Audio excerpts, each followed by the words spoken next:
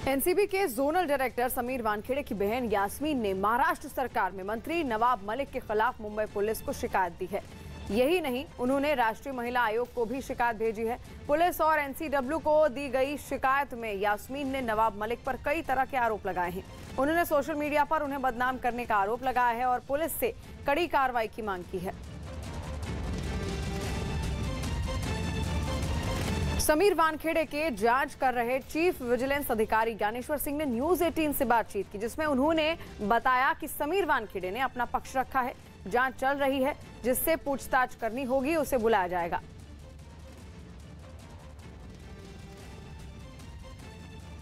NCB के chief vigilance officer Dnyaneshwar Singh साहब हमारे साथ हैं, जो मुंबई में पहुंच चुके हैं अपनी 5 लोगों की टीम के साथ। सर, आज की विजिलेंस जांच किस तरह की रही, किन किन लोगों से पूछताछ हुई? आज पहला दिन था जांच का। 5 सदस्यीय टीम यहाँ पे पहुंची। सबसे पहले हमने कार्यालय से कुछ दस्तावेज इकट्ठे किए और उसके बाद हम लोगों ने समीर वानखेड़े जी से बातचीत की, उनका पक्ष सुना, उनके डॉक्यूमेंट्स जो उन्होंने दिए उसको एग्जामिन किया और अभी भी जांच जारी है। 1-2 विटनेसेस का स्टेटमेंट चल रहा है। सर, आपने कहा कि जो प्रभाकर और जो गोसावी है वो सामने नहीं आ रहे हैं, आप लोग लगातार अप्रोच कर रहे हैं कि वो पूछताछ में शामिल हों। पता चल पा रहा है कहाँ है वो दोनों? हमें उनके जो दिए गए पते और फ़ोन नंबर पे थे, उन पे हमने उनसे संपर्क करने की कोशिश की। वकील के माध्यम से भी हम लोगों ने उनको संपर्क करने की कोशिश की है। हमने उनसे अपील की है कि यहाँ पर आएँ, एक इंडिपेंडेंट जगह है, अपना निष्पक्ष होके, निडर होके बयान दें और साक्ष्य दें, ताकि हम जांच आगे बढ़ा सकें। दिल्ली के सिंघू बॉर्डर पर हिंद मजदूर किसान समिति नाम के संगठन से जुड़े लोगों ने खूब हंगामा किया। ये लोग कुछ रोज पहले सिंघू बॉर्डर पर मारे गए दलित युवक लखबीर सिंह के परिवार को मुआवजा और सरकारी नौकरी देने की मांग को लेकर वहां पहुंचे। लेकिन पुलिस ने जब इनको आगे बढ़ने से रोक दिया तो हिंद किसान समिति के कार्यकर्ताओं ने हंगामा शुरू कर दिया। पुलिस ने हंगामा शांत कराने की बहुत कोशिश की, मगर उसकी इस कोशिश का कोई असर नहीं हुआ। लिहाजा हालात संभालने के लिए पुलिस को हल्का बल प्रयोग करना पड़ा। पुलिस के एक्शन में आते ही प्रदर्शनकारी मौके से भाग खड़े हुए। हालांकि कुछ देर बाद फिर से ये लोग आगे बढ़ने की कोशिश करने लगे तो पुलिस ने बैरिकेडिंग कर रास्ते को ही बंद कर दिया, जिसके बाद ये लोग और उग्र हो गए। लाठीचार्ज हो रहा है। मैं ये देखिए यहाँ किस तरीके से पुलिस यहाँ बल प्रयोग कर रही है इन कार्यकर्ताओं के खिलाफ। मौके पर मौजूद पुलिस वाले इन लोगों को बार बार समझाते रहे, मगर आगे बढ़ने की जिद प्रदर्शनकारियों ने नहीं छोड़ी। प्रदर्शन में शामिल कुछ लोग तो पुलिस वालों से धक्का मुक्की और बहसबाजी पर उतर आए, मगर पुलिस बल ने अपना संयम नहीं छोड़ा और मामले को बातचीत से ही हल करने की कोशिश करते नजर आए, जिसका कोई असर हिंद मजदूर किसान समिति के कार्यकर्ताओं पर नहीं हुआ, जिस वजह से काफी देर तक वहां अफरा तफरी का माहौल बना रहा। बताया गया कि ये लोग सिंघू बॉर्डर पर मारे गए दलित युवक लखबीर सिंह की याद में हवन करना चाह रहे थे, जिसकी इजाजत देने को पुलिस तैयार नहीं दिखी, जिसके बाद ये सभी वहीं धरने पर बैठ गए और पुलिस के खिलाफ नारेबाजी करने लगे।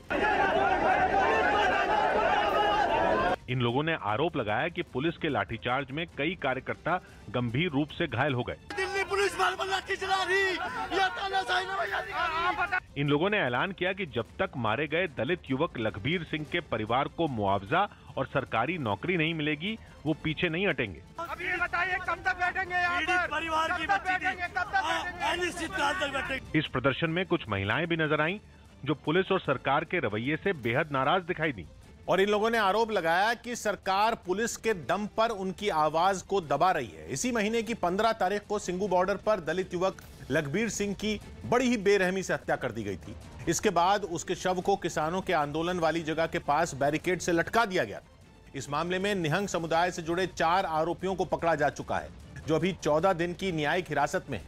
इन लोगों ने आरोप लगाया कि मारे गए लखबीर सिंह ने सिखों के पवित्र ग्रंथ का अपमान किया था। ਅਸੀਂ ਤੇ ਜੀ ਸਰਕਾਰ ਗੜੀ ਇਹ ਅਪੀਲ ਕਰਦੇ ਹਾਂ ਕਿ ਇਹ ਜੋ ਬੱਚੀਆਂ ਆ ਇਹਨਾਂ ਨੂੰ ਕੋਈ ਨਿਆਂ ਦੇਣਾ ਚਾਹੀਏ ਤੇ ਇਹ ਜਿਹੜੀ ਲੜਕੀ ਹੈ ਇਹਨਾਂ ਨੂੰ ਕੋਈ ਨੌਕਰੀ ਮਿਲਣੀ ਚਾਹੀਏ। ਉਹ ਆਪਣੇ ਆਪ ਤੋਂ ਆ ਨਹੀਂ ਸਕਦਾ ਤੇ ਕੀ ਹੋਇਆ ਇਹਦੀ ਜਾਂਚ ਹੋਣੀ ਚਾਹੀਦੀ। और महाराष्ट्र के धुले में एक बड़ा हादसा सामने आया है, जहां मुंबई आगरा नेशनल हाईवे पर 8 से 10 गाड़ियां एक दूसरे से टकरा गई हैं। हादसे में 3 लोगों की मौत हो गई है, जबकि एक की हालत गंभीर बताई जा रही है। प्रशासन की ओर से राहत बचाव का काम जारी है। हादसे में गाड़ियों में फंसे लोगों को निकालने के लिए प्रशासन को कड़ी मशक्कत करनी पड़ी है। वहीं हादसे में मरने वालों की संख्या भी बढ़ने की आशंका जताई जा रही है। 10 गाड़ियां आपस में भिड़ गई हैं। बहुत बड़ा हादसा, जहां पर 3 लोगों की मौत भी बताई जा रही है और ये भी कहा जा रहा है कि मौत की जो संख्या है वो और भी ज्यादा हो सकती है। महाराष्ट्र के धुले में ये बड़ा हादसा हुआ है और इस वक्त विवेक हमारे साथ फोन लाइन पर जुड़ गए हैं। विवेक, देखिए काफी बड़ा हादसा है। आज 8 से 10 गाड़ियां आपस में टकरा गई। आखिर किसकी लापरवाही की वजह से यह हादसा हुआ? शिवानी, देखिए, आपको सबसे पहले बताना चाहेंगे ये जो घटना हुई है कल देर रात हुई है और मुंबई आगरा हाईवे पे महाराष्ट्र के धुले में शिरपुर इलाका है, वहां पर ये पूरी घटना घटी है। 8 से 10 गाड़ियां आपस में टकरा गई हैं, जिनमें अब तक 3 लोगों की मौत हो चुकी है। एक शख्स गंभीर बताया जा रहा है और जो प्रशासन है वहां पे मौके पे पहुंच चुका है और बताया जा रहा है कि अभी भी कुछ लोग जो गाड़ियां हादसे में टकराई थी एक दूसरे से, उसकी वजह से कुछ लोग अंदर अभी भी फंसे हुए हैं। लोगों को निकालने की कोशिश की जा रही है। काफी अजीबोगरीब ये हादसा हुआ है क्योंकि ये मेन हाईवे है, मुंबई आगरा हाईवे, और वहां पे हाईवे पे चलती गाड़ियां आपस में टकरा जाना अपने आप में कई सवाल खड़े कर दिए हैं। अब इस पूरे मामले कल देर रात हो गई थी, इसकी वजह से रात की वजह से जांच नहीं हो पाई थी कि आखिरकार ये हादसा किस वजह से हुआ है। अब वहां पर प्रशासन, ट्रैफिक पुलिस और बाकी महाराष्ट्र प्रशासन पहुंचे हुए हैं। सबसे बड़ी प्राथमिकता यही कि जो लोग गाड़ियों में फंसे हुए हैं उन्हें सुरक्षित पहले बाहर निकाला जाए और नजदीकी अस्पताल में भेजा जाए। बाकी ये पता लगाया जाए कि आखिरकार ये इतना बड़ा हादसा हुआ कैसे है। जी विवेक, बिल्कुल, मुंबई आगरा नेशनल हाईवे पर यह हादसा हुआ है। 8 से 10 गाड़ियां आपस में टकरा गई हैं। वहीं देश भर में कोरोना की वैक्सीन के लिए जल्द ही हर घर दस्तक अभियान की शुरुआत होगी। केंद्रीय स्वास्थ्य मंत्री मनसुख मांडविया ने विज्ञान भवन में राज्यों के प्रतिनिधियों के साथ बैठक की और जिसमें ये कार्यक्रम शुरू करने के लिए कहा गया।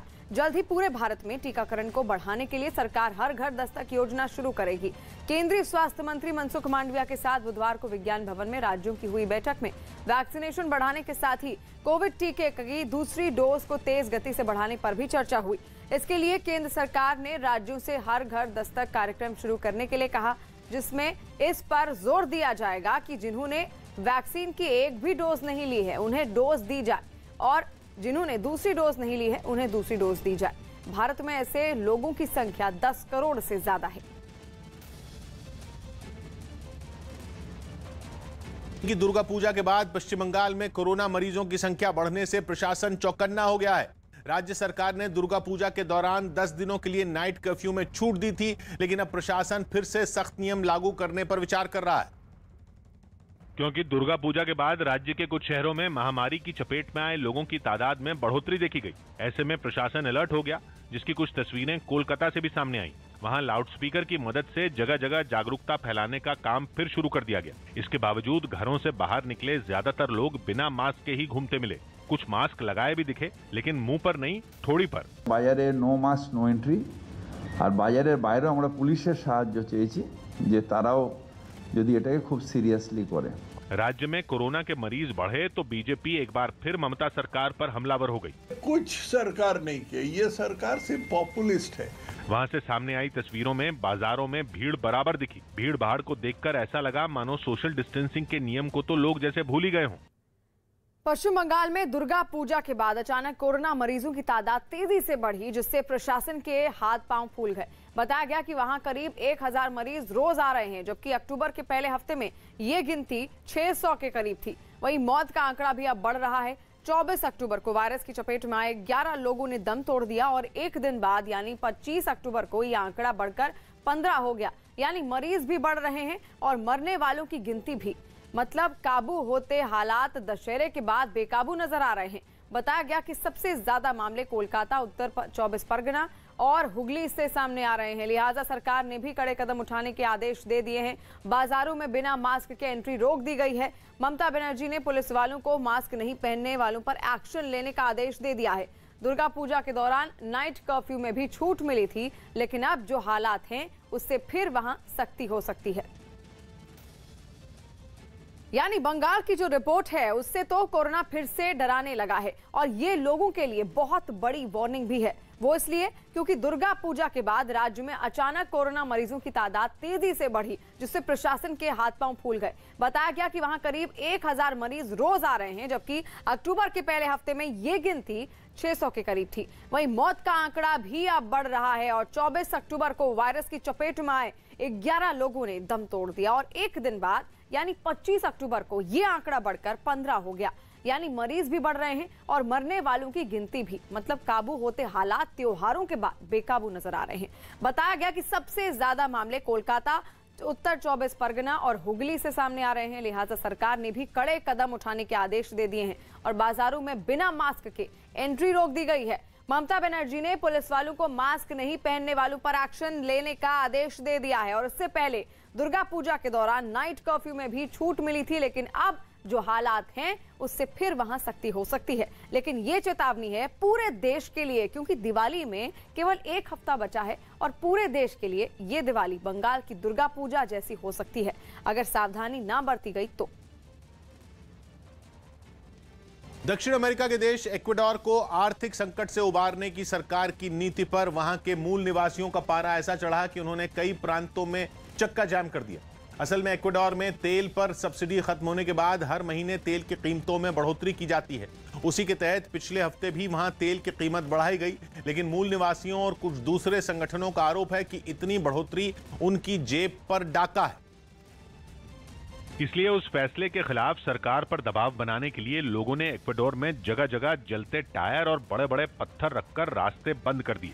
सड़कें ब्लॉक करने के लिए एक तस्वीर में तो कुछ लोग बाकायदा पहाड़ से पत्थर नीचे गिराते भी दिखे। विरोध जताने में महिलाएं भी पीछे नहीं रहीं और फिर नतीजा ये हुआ कि ट्रैफिक पर ब्रेक लग गया। लेकिन इक्वाडोर के एक दूसरे इलाके में तो प्रदर्शनकारी और पुलिस आमने सामने ही आ गए। देखते ही देखते बात इतनी बढ़ गई कि दोनों एक दूसरे से भिड़ बैठे। पुलिस ने प्रदर्शनकारियों पर आंसू गैस छोड़ी तो प्रदर्शनकारियों ने पत्थर चलाकर हिसाब बराबर कर लिया। लोगों को भगाने के लिए पुलिस की गाड़ी आगे बढ़ी तो वो भागे जरूर, लेकिन गाड़ी पर पत्थर बरसाने के बाद विरोध प्रदर्शन का ये नजारा तब है जब पूरे इक्वाडोर में पिछले हफ्ते से इमरजेंसी लगी हुई है। दक्षिण अमेरिका के इस देश में पिछले साल से अब तक पेट्रोल डीजल की कीमतें लगभग दुगनी हो चुकी हैं और कोरोना काल में महंगाई की इस मार ने लोगों की कमर तोड़कर रख दी है। और इस वक्त की बड़ी खबर आ रही है, जहां मुंबई पुलिस ने समीर वानखेड़े के खिलाफ मिली शिकायतों की जांच करने के लिए टीम का गठन कर दिया है। जांच करने के लिए मुंबई पुलिस ने 4 अधिकारियों की टीम का गठन किया। इस जांच टीम का नेतृत्व एसीपी मिलिंद खेतले करेंगे। इसके अलावा इस टीम में police inspector Ajay Sawant, assistant police inspector Shrikant Karkar और सब इंस्पेक्टर प्रकाश गवली शामिल हैं। ये टीम साउथ रीजन के अतिरिक्त पुलिस आयुक्त दिलीप सावंत के सुपरविजन में जांच करेगी। वानखेड़े के खिलाफ मुंबई के 4 अलग अलग पुलिस स्टेशनों में शिकायतें दर्ज हुई हैं। यानी कि अब समीर वानखेड़े की मुसीबतें और बढ़ने वाली हैं, क्योंकि अब समीर वानखेड़े की जांच के लिए 4 सदस्यीय एक कमेटी का गठन कर दिया गया है। बड़ी खबर इस वक्त हम बता रहे हैं, जहां पर मुंबई पुलिस ने समीर वानखेड़े के खिलाफ मिली शिकायतों की जांच करने के लिए टीम का गठन कर दिया है। यहाँ पर आप देखिए किस तरीके से समीर वानखेड़े की मुसीबतें और ज्यादा बढ़ती हैं जब उनसे आगे की पूछताछ होगी। राजस्थान के जोधपुर से एक दिल दहला देने वाला वीडियो सामने आया। वहां एक बेकाबू बस ने कई लोगों को टक्कर मार दी, जिसमें एक महिला की मौत हो गई। बताया गया कि ये बस नियमों को तोड़ते हुए शहर के अंदर घुसी थी और इसकी रफ्तार भी काफी तेज थी, जिसकी वजह से वो बेकाबू हो गई और उसने सड़क के किनारे बैठी एक बुजुर्ग महिला को कुचल दिया। इस हादसे का एक वीडियो भी सामने आया, जिसमें वो बस एक भीड़ भाड़ वाली सड़क से गुजरती हुई नजर आई, लेकिन तभी बस बेकाबू हो गई और उसने आगे मौजूद एक मोटरसाइकिल सवार को टक्कर मार दी। इसके बाद वो सड़क के दूसरी तरफ घूम गई और वहां बैठी एक बुजुर्ग को कुचल दिया। बाद में थोड़ा आगे जाकर बस रुक गई। जानकारी मिलने पर पुलिस भी वहां पहुंची और बस को अपने कब्जे में ले लिया। जो दुर्घटना कारित करने वाली बस है उसको डिटेन करके अभी थाने में खड़ी करवाया। इस हादसे में बुजुर्ग महिला की मौके पर ही मौत हो गई, जबकि कई लोग बुरी तरह घायल हो गए। दिल्ली से अयोध्या के बीच बहुत जल्द बुलेट ट्रेन सेवा शुरू हो जाएगी। न्यूज 18 की अजीत सिंह की रिपोर्ट है कि बुलेट ट्रेन के चलने के बाद दिल्ली से अयोध्या के बीच की दूरी केवल 3 घंटे में तय की जा सकेगी, जबकि अभी इस दूरी को तय करने में 10 से 12 घंटे लगते हैं। बुलेट ट्रेन के लिए 864 किलोमीटर लंबा रेल ट्रैक बनाया जाएगा, जिसके जरिए मथुरा, इटावा और प्रयागराज समेत 12 रेलवे स्टेशन जुड़ेंगे। इस ट्रैक के जरिए दिल्ली से लखनऊ के बीच का सफर भी केवल 1.5 घंटे में तय किया जा सकेगा। साथ ही यह बुलेट ट्रेन करीब 350 किलोमीटर प्रति घंटा की रफ्तार से दौड़ेगी और इसमें 750 लोगों के बैठने की जगह होगी। अमित शाह ने अस्पताल में भर्ती बंगाल के राज्यपाल से मुलाकात की। गृह मंत्री अमित शाह दिल्ली के एम्स अस्पताल पहुंचे और वहां भर्ती पश्चिम बंगाल के राज्यपाल जगदीप धनखड़ का हाल जाना। धनखड़ को मलेरिया और बुखार होने पर 2 दिन पहले अस्पताल में भर्ती करवाया गया था। बांग्लादेश के तेज गेंदबाज Mohammad Saifuddin T20 world cup से बाहर हो गए। वो पिछले कुछ समय से पीठ दर्द से जूझ रहे थे। जम्मू कश्मीर के पुंछ में 7 दिन बाद मुगल रोड को गाड़ियों के लिए खोल दिया गया। ये रास्ता वहां हुई भारी बर्फबारी की वजह से बंद हो गया था। भारतीय रेलवे को ट्रेनों से निकलने वाले कूड़े से सालाना लाखों की कमाई होने लगी है। रेलवे की दिल्ली डिवीजन ने वेस्ट मैनेजमेंट का जो तरीका अपनाया है, बताया गया कि उससे रेलवे को सालाना करीब 10 लाख रुपए की कमाई हो रही है। वेस्ट आता है वो अलग अलग तरीके का होता है, कुछ से कंपोस्ट बनता है, कुछ को रिसाइकिल किया जाता है और कुछ को जो है जलाकर खत्म किया जाता है। रेलवे ने इस काम का जिम्मा एक निजी कंपनी को दिया है, जो ट्रेनों से निकलने वाले कूड़े को उठाकर न केवल रेलवे की सफाई में मदद करती है, बल्कि उसे कई तरह से इस्तेमाल लायक भी बनाती है। जो चीज से हम एनर्जी जनरेट कर सकते हैं उसको एनर्जी में वहाँ पे डाल देते हैं, जिस चीज को रिसाइकल हो सकता है उसको रिसाइकल में करा सकते हैं। उत्तराखंड के बद्रीनाथ धाम में सीजन की पहली बर्फबारी हुई और पहली बर्फबारी के बाद कई पहाड़ी इलाकों में तापमान गिर गया। अक्टूबर के महीने में ही उत्तराखंड के कुछ पहाड़ी इलाके बर्फ की चादर से ढक गए, जबकि आमतौर पर वहां नवंबर के आखिर में या दिसंबर में बर्फबारी होती है।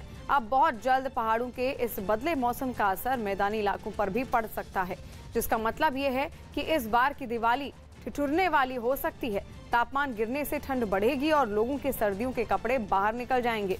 सर्दियों में दिन के वक्त धूप की वजह से उतनी ठंड महसूस नहीं होती, लेकिन सुबह और शाम के वक्त तापमान तेजी से गिरता है। दिवाली का उत्सव तो रात को ही मनाया जाता है और पहाड़ों पर हुई ताजी बर्फबारी ने संकेत दे दिए हैं कि इस बार दिवाली में अच्छी खासी ठंड पड़ने वाली है। और इस ठंड की वजह है उत्तराखंड में हो रही बर्फबारी, जिसने पहाड़ी इलाकों में अभी से ठिठुरन बढ़ाना शुरू कर दिया है। और सीजन की पहली बर्फबारी हुई उत्तराखंड के बद्रीनाथ धाम में, जहां बर्फबारी के बाद कई इलाकों में तापमान गिर गया। इस बार अक्टूबर के महीने में उत्तराखंड के कुछ पहाड़ी इलाके बर्फ की चादर से ढक गए, जबकि आमतौर पर वहां नवंबर के आखिर में या दिसंबर में बर्फबारी होती है, जिसका ये मतलब है कि अब बहुत जल्द पहाड़ों के इस बदले मौसम का असर मैदानी इलाकों पर भी पड़ सकता है। यानी इस बार की दिवाली ठिठुरने वाली हो सकती है, क्योंकि तापमान गिरने से ठंड बढ़ेगी और लोगों के सर्दियों के कपड़े बाहर निकल जाएंगे। सर्दियों में दिन के वक्त धूप की वजह से उतनी ठंड महसूस नहीं होती, लेकिन सुबह और शाम के वक्त तापमान तेजी से गिरता है और दिवाली का उत्सव तो रात को ही मनाया जाता है। लिहाजा पहाड़ों पर हुई ताजी बर्फबारी ने संकेत दे दिए हैं कि इस बार दिवाली में अच्छी खासी ठंड पड़ने वाली है। मैं हूं किशोर अजवाणी। आज की ताजा खबर जारी है।